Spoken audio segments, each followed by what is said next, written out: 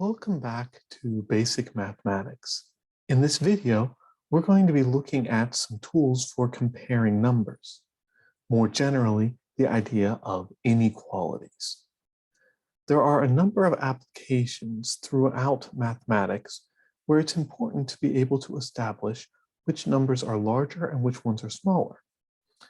For the simplest reason, talking about a range of numbers between a smallest point and a largest point is very often a convenient shorthand for thinking about structures of the solution to a problem. So let me get my head out of the way and let's look at some basic examples of this sort of an idea.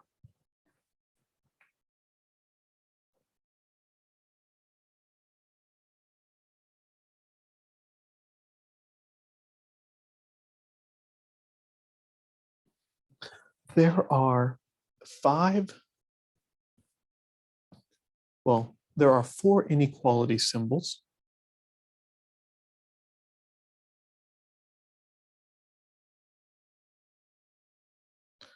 More generally, 6 different symbols that we might want to use in talking about a relation. The inequality symbols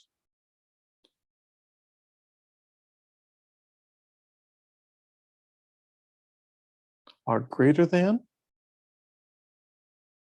less than,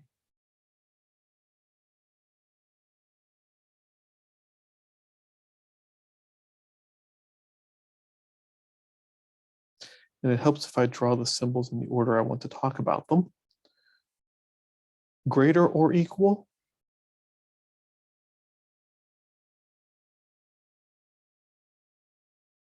and less or equal.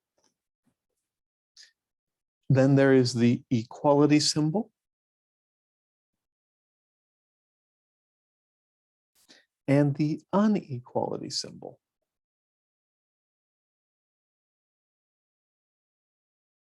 Or the not equal symbol. The equal symbol comes up in a number of different relationships, stating that one quantity is the same as another one. So far, we've used the equal symbol to talk about performing a calculation.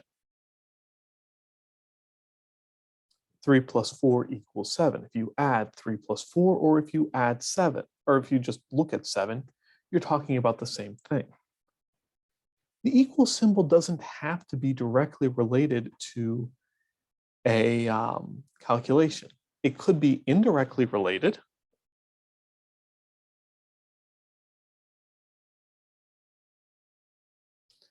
Four plus 4 plus 4 is the way we tend to write out the explanation of what we mean by 3 times 4. So certainly those things are equal to each other. But it could also be for sheer coincidence.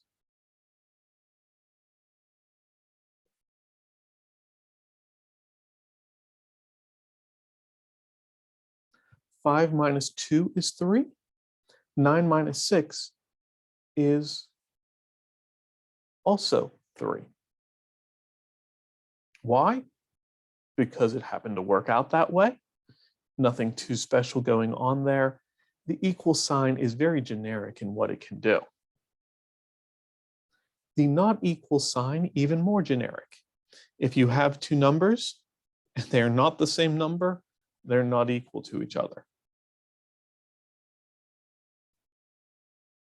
Right? 3 is not equal to 4. 12 is not equal to negative 496. 1 plus 2 is not equal to 12.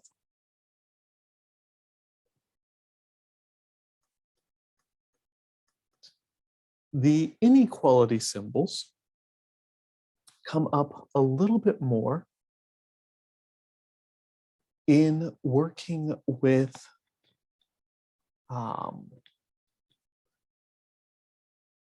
numbers and their relation to each other.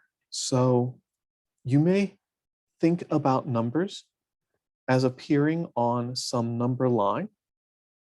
If we put 0 and we just take steps from 0 to 1, from 1 to 2, from 2 to 3,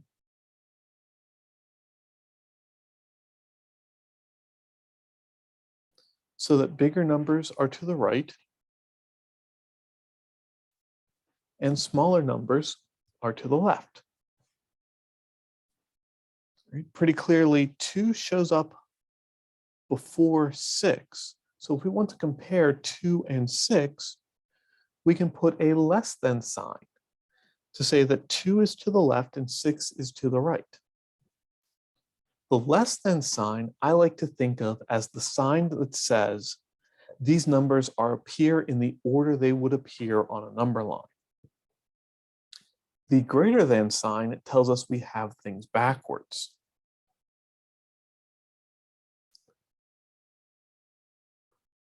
Five is greater than 1 because 5 and 1 are in the wrong order compared to how they would be on a number line.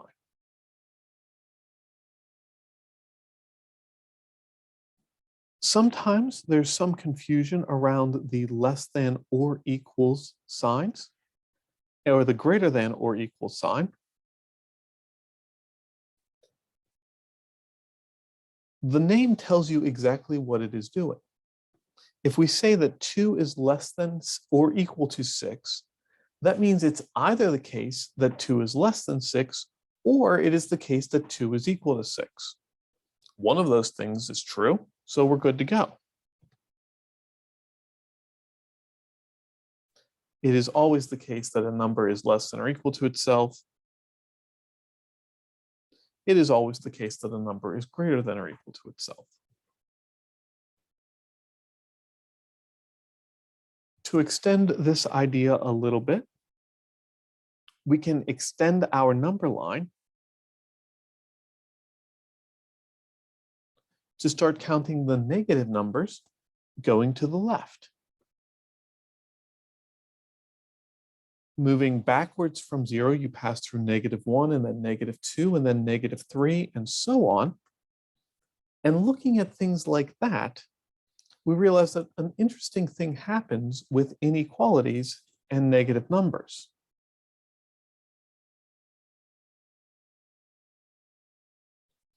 A negative number is always less than a positive number,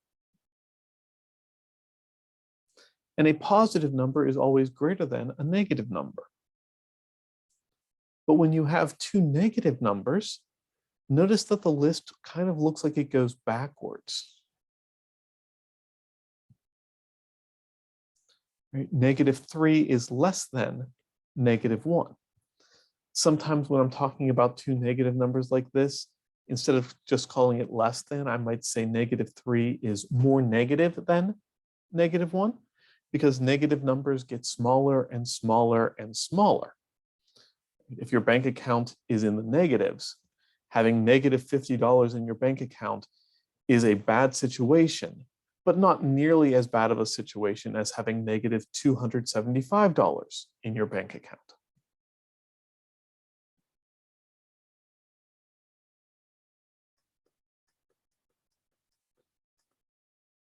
If we want to throw fractions into the mix, well, that can be reasonable or that can be tricky depending on the particular fractions we're looking at.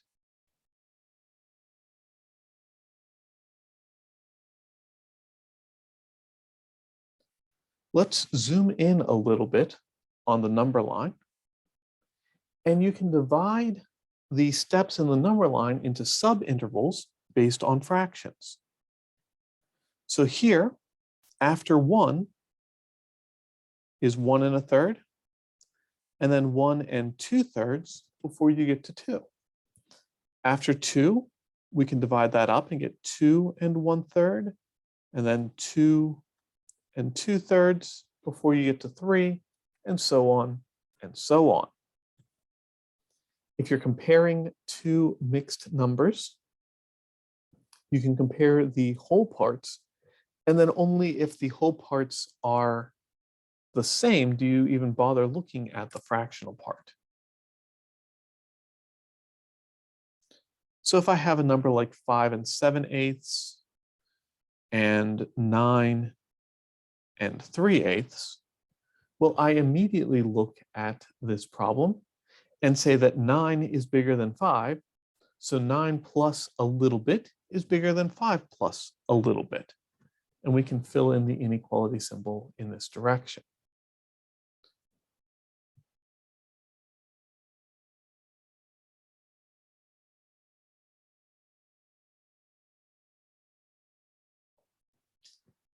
If you have the fractional part that needs to be compared and the denominators are the same, then you are, again, in a fairly decent shot because you can just compare the numerators. If you cut a pizza into 17 slices, good luck making 17 equal slices in a pizza, but pretending that you can. Somebody who takes 12 of them has taken more pizza than somebody who has taken 7 of them.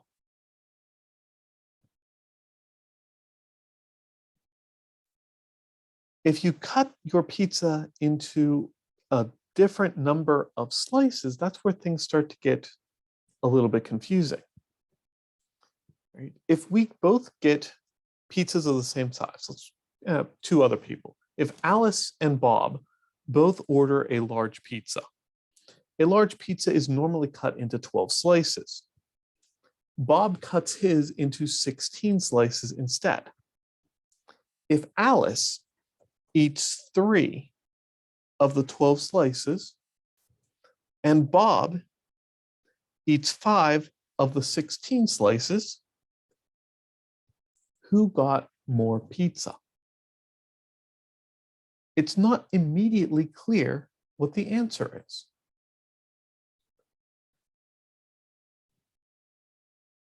So, in order to compare fractions that do not have the same denominator, we have to be a little bit creative.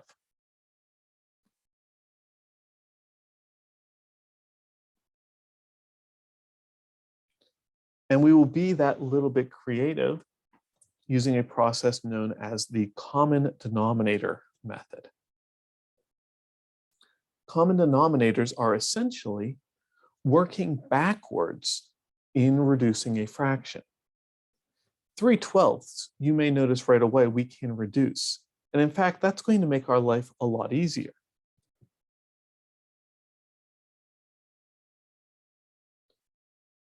If I take 3/12 and I divide top and bottom by 3, I see that 3/12 is the same thing as 1/4.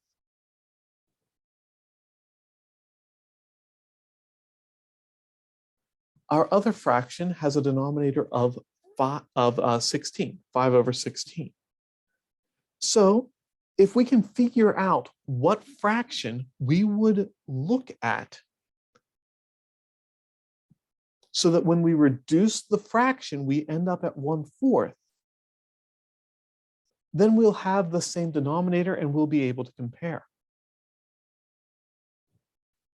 To go from 16 to 4, you would divide by 4.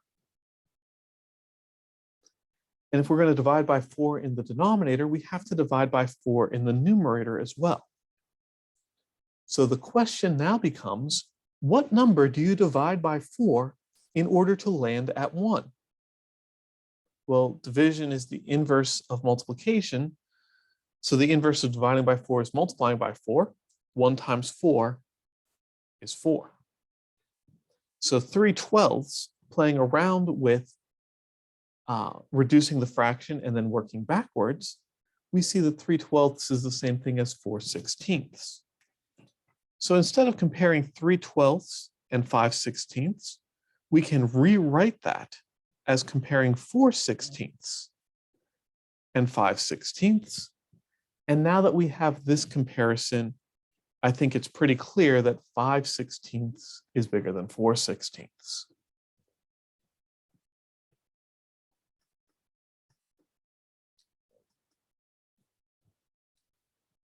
Taking a look at another example, maybe a little bit trickier this time.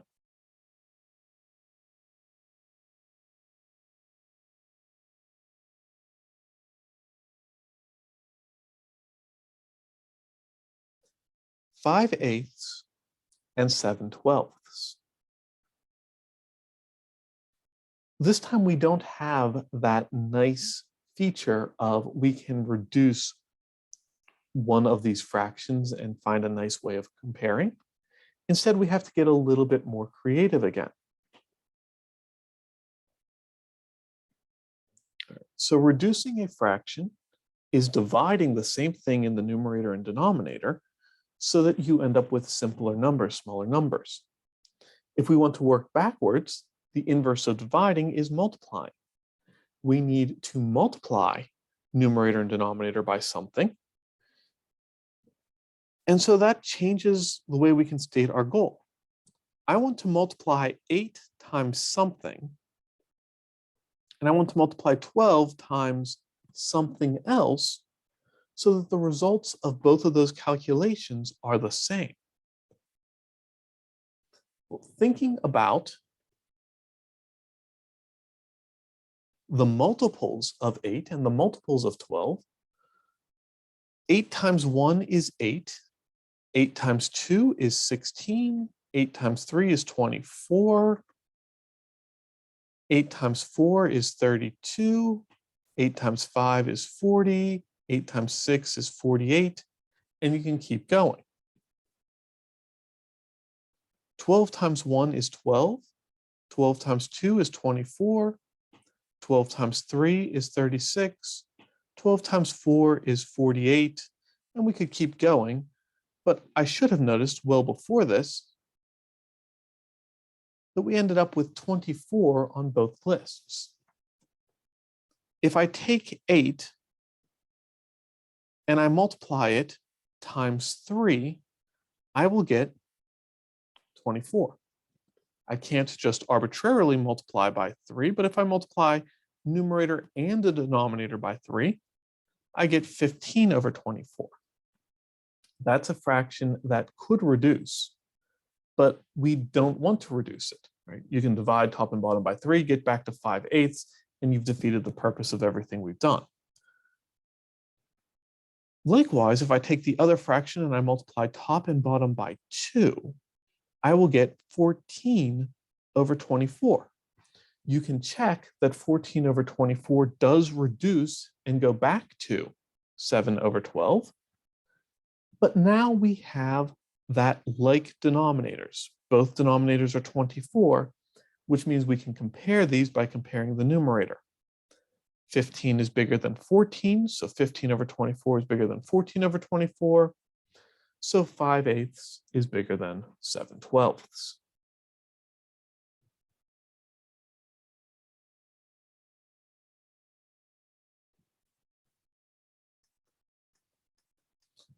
Before we wrap up this discussion, I just want to mention a couple of common fractions.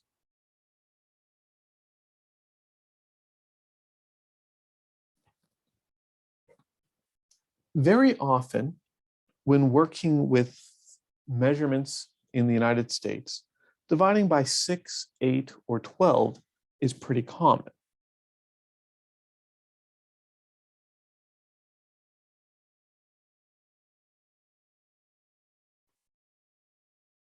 So if I think about fractions with a 6 in it, 2/6 reduces to 1/3, 3/6 reduces to 1/2, 4/6 reduces to 2/3, and of course 6 over 6 is 1.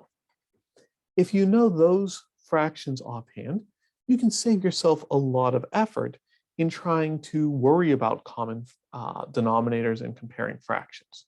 1/2 and 3/6 are the same thing. If you know that offhand, you don't have to think about it.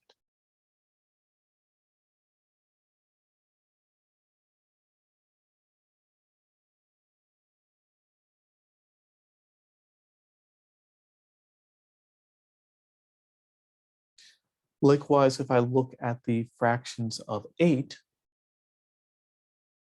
2/8 is the same thing as 1/4, 4/8 is the same thing as 1/2, 6/8 is the same thing as 3/4. If you know those offhand, it can save you a lot of work. And I guess I should mention that 1/2 is also the same thing as 2/4, so you can get things working that way as well. All right. With that, I will wrap up this video, and I will see you in the next one where we take this idea of common denominators and like fractions and use it to perform some operations on fractions as well.